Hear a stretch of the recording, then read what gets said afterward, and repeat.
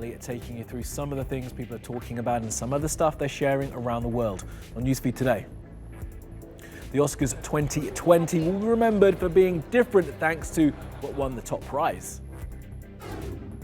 We look back at some of the moments of the night. Social media companies tested about what is and what isn't fake content. And how people in the UK are using apps to try and reduce the amount of food waste.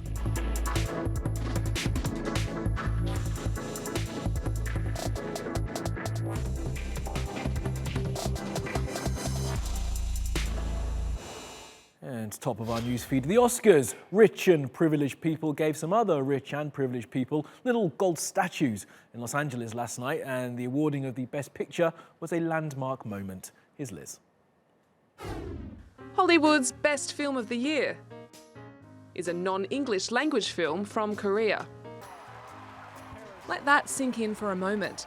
For the first time in 92 years, a film not in English won Best Picture. Parasite's historic victory crowned an evening that, even for the Oscars, was very political. Academy Award-winning actress Natalie Portman kicked it off by arriving with a cape embroidered with the names of female directors who were snubbed. Her message was driven home by Janelle Monáe in the opening performance. Tonight we celebrate all the amazing talent in this room. We celebrate all the women who directed phenomenal films. And I'm so proud to stand here as a Black, queer artist telling stories. Happy Black History Month. And if the Academy thought going without a host would reduce the controversy, well, they were wrong. Sorry, think how much the Oscars have changed in the past 92 years. Yeah, they changed a lot, Steve. Yeah, they have. Back in 1929, there were no black acting nominees. No. And now in 2020, we got one. Almost every person who took to the stage had something more to talk about than films. They told me I only have 45 seconds up here, which is 45 seconds more than the Senate gave John Bolton this week. And I dedicate this to all the Indigenous kids in the world who want to do art and dance and write stories. We are the original storytellers, and we can make it here as well. But the real support comes from home, so I want to thank my wonderful wife of 34 years. But she raised our kids, and she did a great job because neither one of them are politicians. Working people have it harder and harder these days. And we believe that things will get better when workers of the world unite. I think that we've become very disconnected from the natural world. And many of us, what we're guilty of is an egocentric worldview, the belief that we're the center of the universe. The show itself did its best to showcase diversity. Idina Menzel sang Into the Unknown from Frozen 2, with 9 other women who voiced its animated character Elsa in different languages. Shia LaBeouf teamed up with actor Zach Gottsagen, who has Down syndrome, to present one of the awards. And Hilda Guðnadóttir became the first woman to win for Best Original Score. To the girls, to the women, to the mothers, to the daughters, who hear the music bubbling within, please speak up. We need to hear your voices.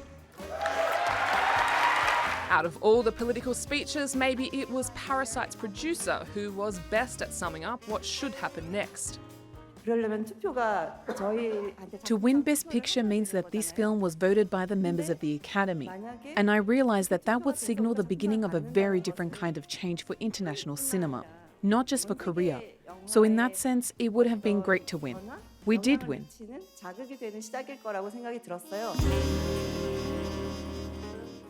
And now for a look at some of the best bits according to social media.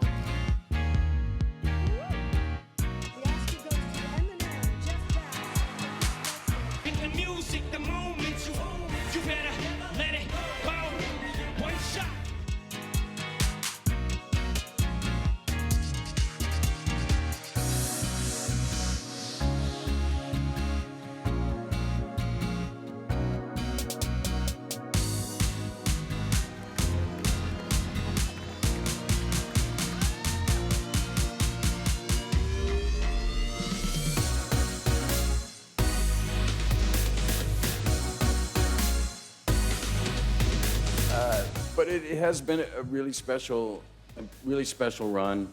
And again, it's a community I love and friends that I've made over, 30 years, and it mean a lot to me, truly. And I feel a responsibility to that more than anything, more than like a victory lap. And so I think like right now, I'm just looking. I think it's time to go disappear for a little while now, and get back to making things.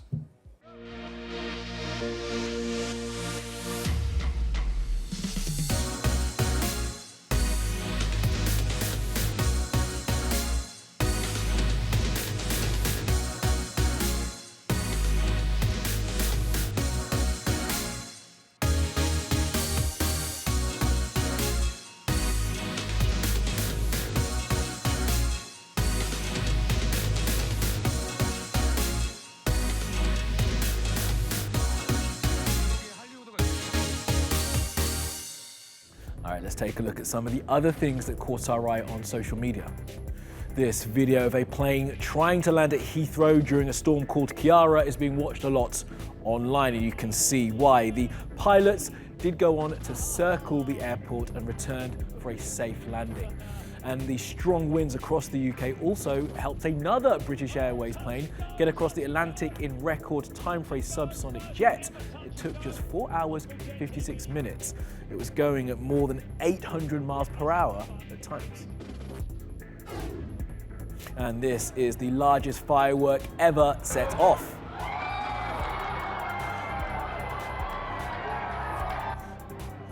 It was built by a company called Steamboat Fireworks in Colorado in the US. It weighed just under 1,300 kilo, that's 1.2 tons, the weight of a small car. The team behind it said they'd been working on this thing for 7 years, and I'm sure you'll agree that was time well spent.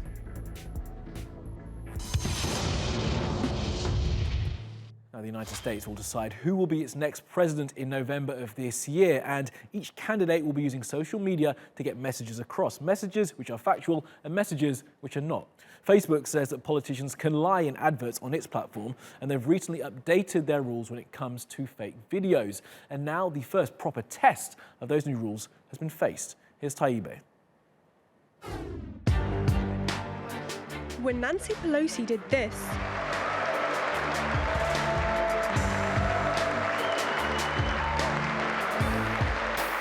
social media went wild.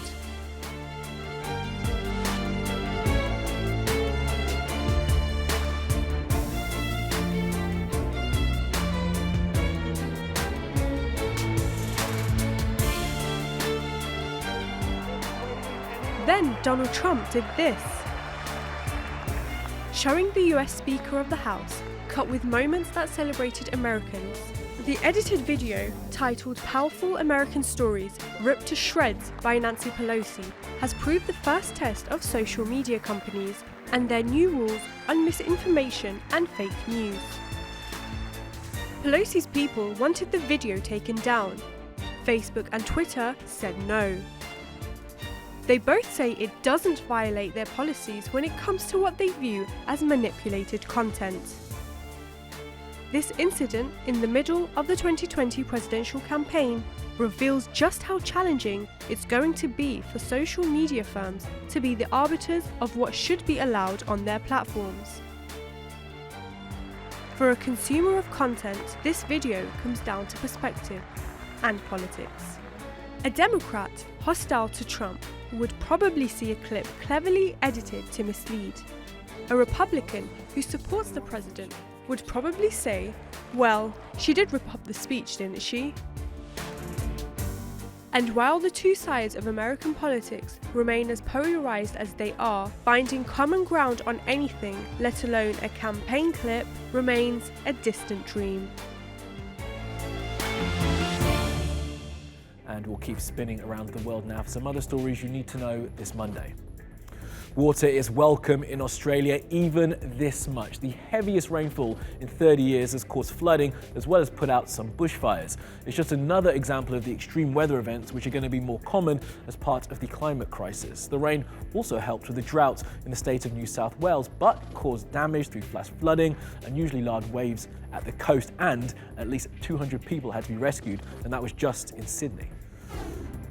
Well, this is a piece of art. It's called Nimble and Sinister Tricks, brackets, to be preserved without scandal and corruption, close brackets, I, 2018. It's by Gabrielle Rico. As you can see, it's a piece of glass with a football, a knife, a feather, a tennis ball, a squash ball, a stick, and a rock held in it on some brass legs. It's complete nonsense, and it's worth $20,000. That was until an art critic called Avelina Lesper put an empty can of soda next to it, and that happened. It smashed.